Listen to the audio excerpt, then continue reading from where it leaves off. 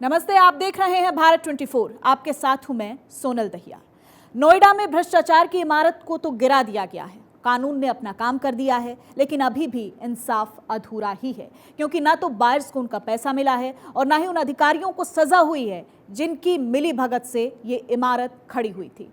चंद second में सैकड़ों metre ऊंची इमारत तबाह हो गई, लेकिन इमारत का मलबा हटाने में अभी काफी वक्त लगेगा। इमारत के गिरने से आसपास की सोसाइटी और बिल्डिंग्स को भी नुकसान हुआ है। सवाल यही उठता है सबसे बड़ा कि कैसे इस भ्रष्टाचार की इमारत को पनपने दिया गया, कौन कौन लोग इसमें शामिल है। हालांकि इन्वेस्टिगेशन चल रही है, लेकिन सवाल सबसे बड़ा उठता है कि भ्रष्टाचार की इमारत को गिरा तो दिया गया, लेकिन न जाने कितने लोग इस तरह से एक साम्राज्य बनाते हैं और बड़े ही आसानी से निकल जाते हैं। सवाल यह है कि नुकसान की भरपाई कैसे होगी। सबसे बड़ा सवाल है कि जो नुकसान हुआ है उसकी भरपाई किस तरह से होगी।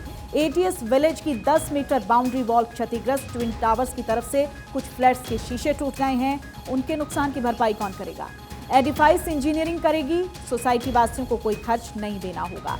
ये बहुत बड़ा सवाल था। देखिए, इस तरह की आशंका पहले ही जताई जा रही थी कि कुछ नुकसान की संभावना है, लेकिन उस नुकसान के साथ साथ एडिफाइस की कंपनी ये भी कह रही थी कि 0% नुकसान होगा, लेकिन फिर भी नुकसान हुआ है। आसपास के लोगों के घरों की जो दीवारें हैं वो दरक गई हैं और शीशे टूट गए हैं। सवाल यही है कि आखिरकार उसकी भरपाई अब कौन करेगा, लेकिन उससे पहले ये बात साफ कर दी गई थी कि एडिफाइस कंपनी की तरफ से उस नुकसान की भरपाई की जाएगी।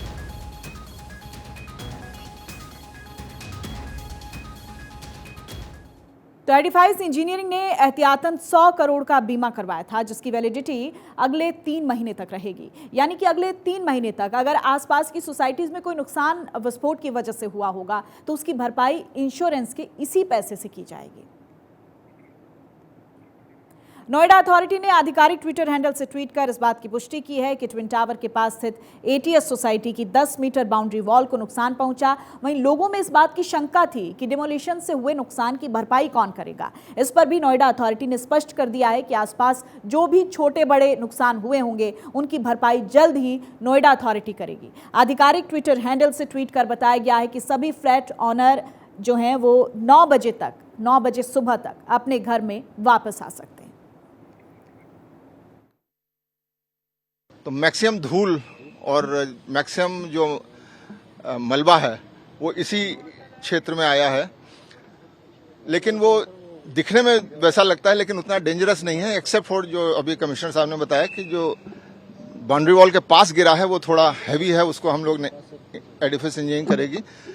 सफाई चल रही है, कल से हम लोगों ने शायद 50-60% सफाई कर भी ली है, 2-3 राउंड और सफाई होगी। बिजली है, पानी है, गैस आ गई है, सिवाय 2-3 टावर के जिनमें एडिफिस का जो जियो टेक्सटाइल लगी है उसको हटने के बाद ही हम उसकी पाइपलाइन चेक कर पाएंगे। तो वो हटने का काम शुरू है। हम उम्मीद करते हैं कि आज शाम तक उन 2 टावर्स में भी गैस आ जाएगी।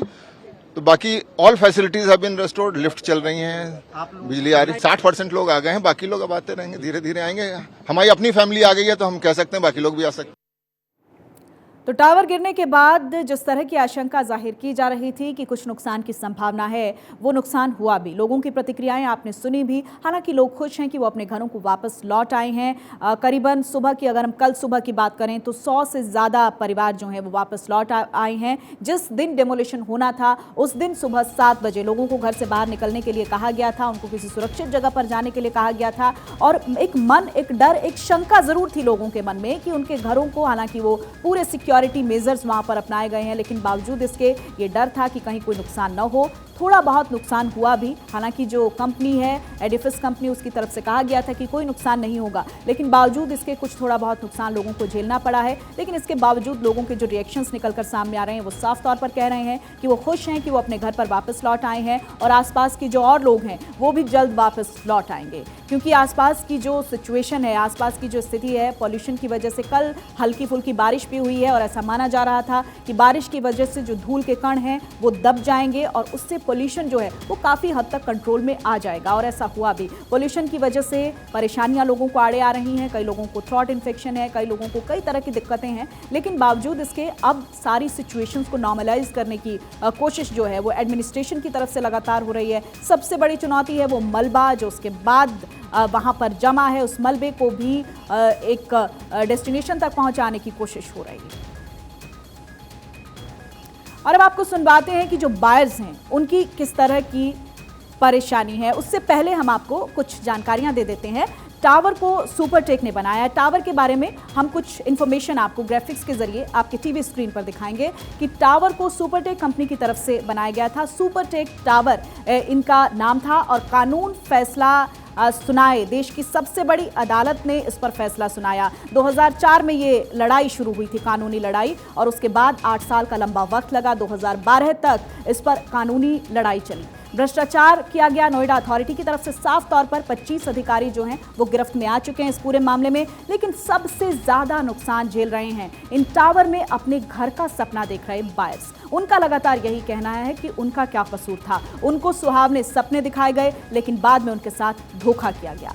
बायर्स को सबसे ज्यादा नुकसान हुआ है। 711 ग्राहकों ने अपने फ्लैट्स वहां पर बुक किए थे। 652 ग्राहकों का सॉल्वमेंट कर दिया गया था। बुकिंग अमाउंट पर ब्याज के साथ रिफंड, जिन्होंने बदले में प्रॉपर्टी ली है उनका रिफंड बाकी है। जिनको बदले में सस्ती प्रॉपर्टी दी गई उनका पैसा भी बकाया है। 59 ग्राहकों को तो अभी तक रिफंड भी नहीं मिला है। तो आप सोच सकते हैं कि कितना बड़ा आर्थिक नुकसान लोगों को झेलना पड़ा है, क्योंकि सुहावने सपने बायर्स की तरफ से उनको दिखाए गए और एक आदमी अपनी सारी जमा पूंजी अपने घर को बनाने में लगा देता है।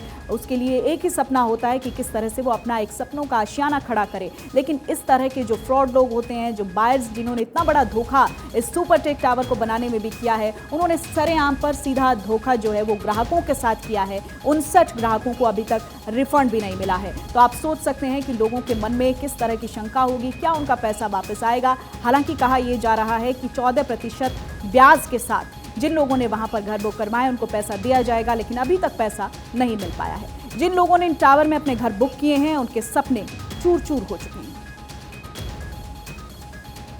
ट्विन टावर भरसक ध्वस्त हो गया हो, लेकिन आज भी ऐसे कई सवाल हैं जो लगातार मुंह बाए खड़े हैं।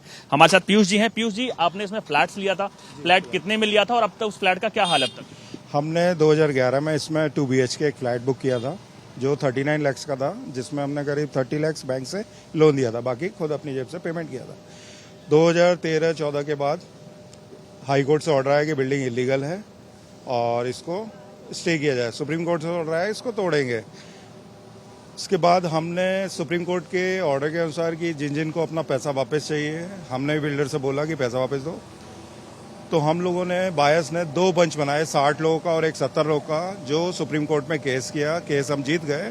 उस 60 में से 55 लोग को पेमेंट दिया, 70 में से कुछ 40 को पेमेंट दिया। तो हम लोगों ने दोबारा फिर जब हमें पेमेंट नहीं मिला तो कंटेम्प्ट ऑफ कोर्ट केस में डाला, तो वो भी हम जीत गए। उसके बाद भी सुप्रीम कोर्ट सुपरटेक ने हमें कोई पेमेंट अभी तक नहीं दिया है। Ma'am, as a housewife आप लोगों ने इतना पे कर दिया, लेकिन उसके बाद भी घर नहीं मिला, कैसा लग रहा है?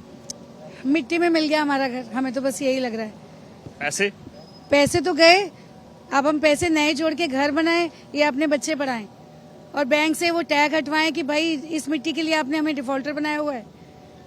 सर, पैसे तो कोर्ट ने आदेश दिया हुआ है कि वापस करने को, तो आपने बात की कब तक हो सकता है वापस? अभी तक कोई आदेश, कुछ हमको ऐसा किसी ने बातचीत करके नहीं बताया कब तक हमें मिल जाएगा। हम तो सुप्रीम कोर्ट से केस जीते हुए तो भी पेमेंट नहीं मिला अभी तक, और कोई भी हमारे पास बोलने नहीं आ रहा है कि हाँ जी पेमेंट कितना मिलेगा, कब तक मिलेगा, कैसे मिलेगा। ये थे पीयूष जी, जिन्होंने साफ उठाया कि उनकी पेमेंट अभी तक नहीं मिली और उम्मीद है जल्द ही मिल सकती है। मैं आनंद कुमार सिंह, कैमरामैन गौरव के साथ, भारत 24। तो हमारे संवाददाता आनंद की रिपोर्ट आपने देखी। उन लोगों से आनंद ने बातचीत की है जिन लोगों ने वहां पर अपने घर बुक करवाए थे और उसके बाद उनका पैसा अभी तक वापस नहीं आया है। ट्विन टावर केस के भ्रष्टाचार में लिप्त उन 26 चेहरों की पोल हम खोलेंगे, उससे पहले आपको जानना चाहिए कि देश की सर्वोच्च अदालत की वो टिप्पणी जिसे जस्टिस चंद्रचूड़ की अध्यक्षता वाली पीठ ने कहा था। नोएडा अथॉरिटी पर टिप्पणी करते हुए सुप्रीम कोर्ट ने 5 अगस्त 2021 को क्या कहा था, वो ग्राफिक्स के जरिए हम आपको बताएंगे।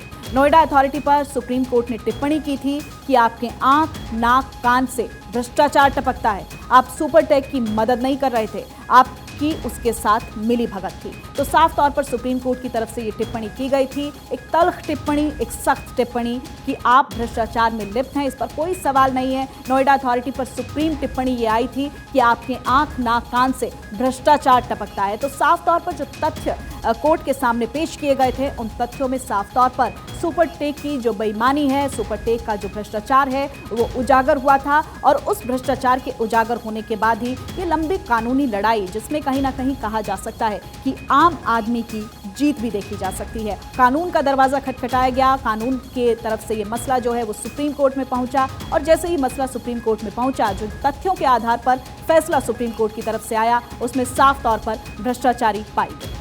एसआईटी की रिपोर्ट में नोएडा प्राधिकरण के जो 26 अधिकारी दोषी पाए गए हैं उनमें से 2 की मृत्यु हो गई है, 4 अधिकारी सेवारत हैं और 20 अधिकारी रिटायर हो चुके हैं। सेवारत 4 अधिकारियों में से 1 का निलंबन हो चुका है। अब 3 अधिकारियों को निलंबित करते हुए विभागीय कार्रवाई की प्रक्रिया की गई है। रिटायर हो चुके अन्य अधिकारियों के खिलाफ भी नियमानुसार कार्यवाही के आदेश हुए हैं।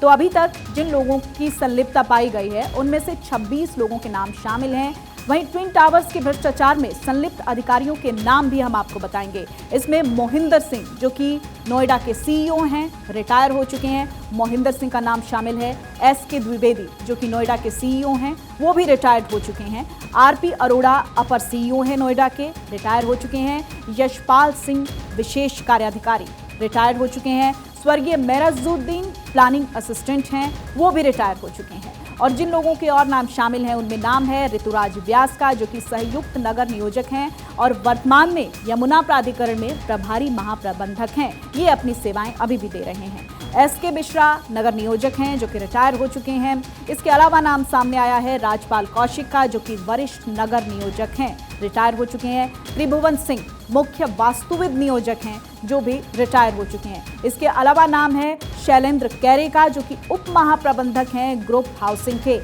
रिटायर हो चुके हैं। और नाम सामने आया है बाबूराम का जो कि परियोजना अभियंता हैं, रिटायर हो चुके हैं।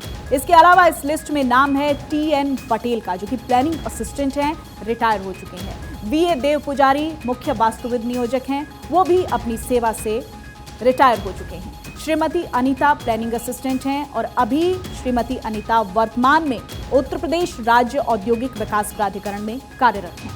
इसके अलावा जो नाम सामने आया है वो है एनके कपूर का जो कि एसोसिएट आर्किटेक्ट हैं, रिटायर हो चुके हैं। मुकेश गोयल नियोजन सहायक हैं, वर्तमान में प्रबंधक नियोजक के पद पर गीडा में कार्यरत हैं। प्रवीण श्रीवास्तव सहायक वास्तुविद हैं, रिटायर हो चुके हैं। इसके अलावा इस लिस्ट में भ्रष्टाचारियों की लिस्ट में जो नाम सामने आया है वो है ज्ञानचंद का जो कि विधि अधिकारी हैं, अपनी सेवा से रिटायर हो चुके हैं। राजेश कुमार विधि सलाहकार हैं, रिटायर हो चुके हैं। स्वर्गीय डीपी भारद्वाज प्लानिंग असिस्टेंट हैं, वो भी रिटायर हो चुके हैं। श्रीमती विमला सिंह संयुक्त नगर नियोजक हैं, रिटायर हो चुकी हैं अपने पद से। विपिन गौड़ महाप्रबंधक हैं, वो भी रिटायर हो चुके हैं। और इसके अलावा नाम है एमसी त्यागी का परियोजना अभियंता, वो भी रिटायर हो चुके हैं। और इसी कड़ी में आगे नाम आता है के पांडे का जो कि मुख्य परियोजना अभियंता हैं। इसके अलावा नाम है पीएन बाथम का जो कि अपर मुख्य कार्यपालक अधिकारी हैं। एसी सिंह जो कि वित्त नियंत्रक हैं, जो अपनी सेवा से रिटायर हो चुके हैं। तो ये वो नाम शामिल हैं जो भ्रष्टाचारियों की लिस्ट में पाए गए हैं। आप देख सकते हैं कई लोग सेवानिवृत्त हो चुके हैं, कई लोग अभी भी अपनी सेवाएं दे रहे हैं और इसके अलावा कई नाम ऐसे हैं जो आज भी ऐसे पदों पर बैठे हैं कि जिन पर लोग भरोसा करते हैं और सारे ही विश्वसनीय चेहरे होते हैं। जितने भी एडमिनिस्ट्रेशन में लोग होते हैं, लोगों का, आम जनता का एक विश्वास होता है उन लोगों के लिए कि ये लोग आम जनता के सहयोग के लिए, आम जनता की सेवा के लिए काम करेंगे। लेकिन आप साफ तौर पर देख सकते हैं कि कैसे 26 लोगों के जो नाम सामने आए हैं, इससे साफ तौर पर यह पता चलता है कि किस तरह से भ्रष्टाचार में पूरा प्रशासन लिप्त दिखाई दे रहा है और बहुत से लोग अभी भी अपनी सेवाएं दे रहे हैं। एक बड़ी गाज गिरी है और ये पूरा नेक्सस कैसे फैला, किस तरीके से साम्राज्य बनाया गया, इसको लेकर भी इन्वेस्टिगेशन लगातार चल रही है।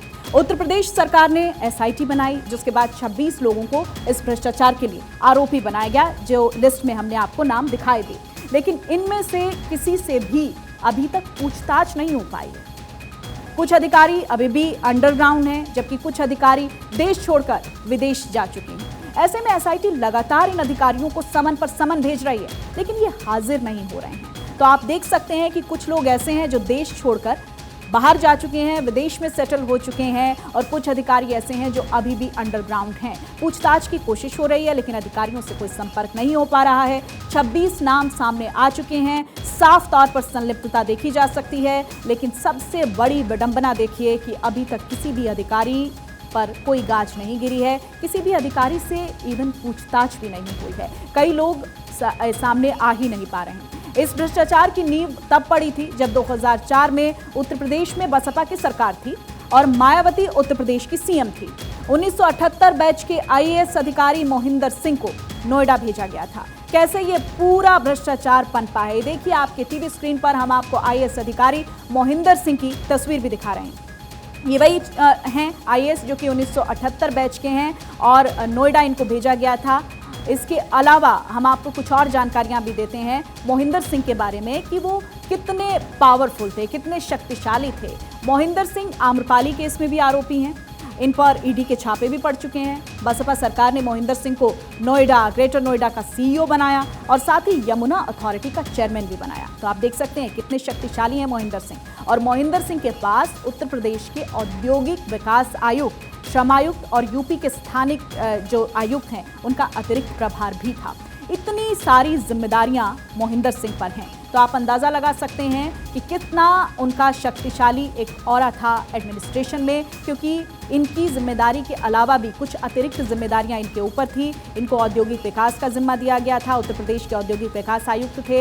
इसके अलावा श्रम आयुक्त का जिम्मा इनके पास था, यूपी के स्थानिक आयुक्त का अतिरिक्त प्रभार भी था। तो आप देख सकते हैं कि इनके शक्तिशाली ऑरा के साथ साथ बहुत सारी रिस्पॉन्सिबिलिटीज़ मोहिंदर सिंह के कंधों पर थी। तो ऐसे में ये नाम सामने आ रहा है। इसके अलावा आपको बता दें कि नोएडा, ग्रेटर नोएडा का सीईओ भी इनको बनाया गया, साथ ही यमुना अथॉरिटी का चेयरमैन भी बनाया गया मोहिंदर सिंह को। इसके अलावा बसपा सरकार में ही मोहिंदर सिंह को नोएडा और ग्रेटर नोएडा के सीईओ का जिम्मा दिया गया था। ईडी के छापे इससे पहले भी इन पर पड़ चुके हैं। आम्रपाली केस में भी ये आरोपी हैं। कई केसेस में मोहिंदर सिंह आरोपी हैं। इससे पहले ईडी के छापे इन पर पड़ चुके हैं, लेकिन बावजूद इसके आप अंदाजा लगा सकते हैं कि एक अधिकारी के तौर पर कितना बड़ा जिम्मा इनके ऊपर था। कई ऐसे अतिरिक्त प्रभार थे। उत्तर प्रदेश सरकार के दोनों ही डिप्टी सीएम आश्वासन दे रहे हैं कि न्याय पूरा होगा, भ्रष्टाचारी छोड़े नहीं जाएंगे।